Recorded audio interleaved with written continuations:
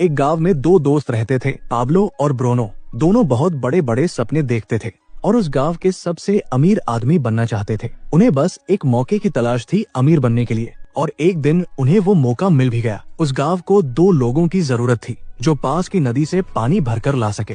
ये काम पाब्लो और ब्रूनो को दिया गया। गांव वाले उन्हें एक बकेट पानी के लिए एक पेनी पे करते थे। ब्रूनो को लगता था कि मेरे अमीर बनने का सपना पूरा होने वाला है, लेकिन पाब्लो अभी भी थोड़ा कंफ्यूज था। वो उन हेवी बकेट्स को उठाने की वजह से पाब्लो के हाथ बहुत दर्द करने लगे थे। इसलिए पाब्लो पानी भरने के अलग अलग तरीके सोचने लगा और उसे एक बहुत ही अच्छा आइडिया आया। उसने ब्रूनो से कहा, मेरे पास एक आइडिया है, ये हर रोज बकेट उठाने से अच्छा है हम नदी से अपने गांव तक एक पाइपलाइन डाल दे, जिससे ये बकेट भरने की झंझट ही ना रहे। लेकिन ब्रूनो को इस आइडिया में कोई दिलचस्पी नहीं थी, क्योंकि उसे काम करने के तुरंत पैसे जो मिलने लगे थे। इसलिए उसने पाब्लो को इग्नोर किया और ज्यादा पैसे कमाने के लिए वो ज्यादा बकेट लाने लगा। लेकिन पाब्लो ने अपने प्लान पर धीरे धीरे काम करना शुरू कर दिया। वो आधे दिन बकेट भरता और बाकी के टाइम पाइपलाइन बनाता। उसे पता था ये काम बहुत मुश्किल होगा और पाइपलाइन बनाने में 1 से 2 साल लग सकते हैं, लेकिन उसे अपने आइडिया पर भरोसा था। इसलिए उसने पाइपलाइन के लिए काम जारी रखा। कुछ महीने बाद ब्रूनो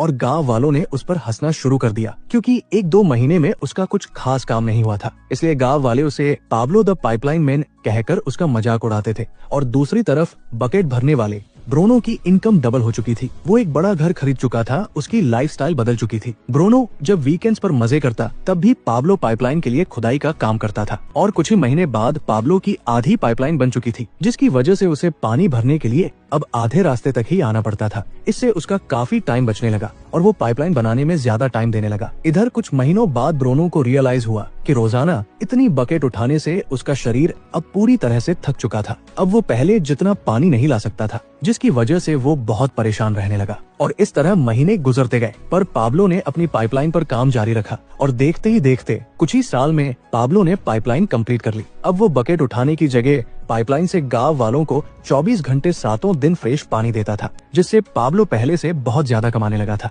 अब सिचुएशन ऐसी हो गई थी कि अगर पाब्लो काम नहीं भी करता, यानी अगर वो सो रहा हो, पार्टी कर रहा हो या कहीं घूम फिर रहा हो, तब भी वो पैसे कमाता था। दूसरी तरफ पाब्लो की पाइपलाइन की वजह से ब्रूनो द बकेट मैन बेरोजगार हो चुका था, क्योंकि गांव वालों को जब चाहे तब और जितना चाहे उतना पानी पाब्लो की पाइपलाइन से मिल जाता था। अब दोस्तों जरा रुकिए और सोचिए कि क्या आप एक बकेट कैरियर हैं या एक पाइपलाइन बिल्डर? क्या आपको पैसे कमाने के लिए ब्रूनो द बकेट मैन की तरह हर दिन काम पर जाना पड़ता है, या पाब्लो द पाइपलाइन मैन की तरह कुछ टाइम के लिए बहुत मेहनत से काम करना पसंद करोगे, जिससे जब आप सो रहे हो तब भी आपको पैसे मिलते रहे?